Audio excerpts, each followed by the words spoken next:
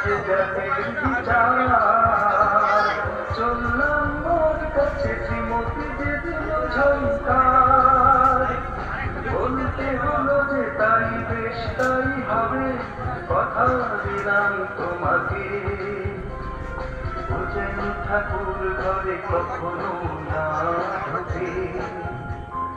ও যেন ঠাকুর ঘরে কখনো না ঢোকে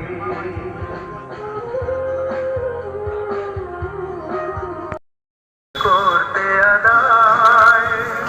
বংশী করলো শুরু যাকে বলে অধ্যাবসায় কাক ভরে সব আগে যেত বাজারে সবচেয়ে ভালো মাছ কিন্তু সে দেখে বাড়িতে কাজের লোক রাখলাম তাকে বাড়িতে কাজের লোক রাখলাম তাকে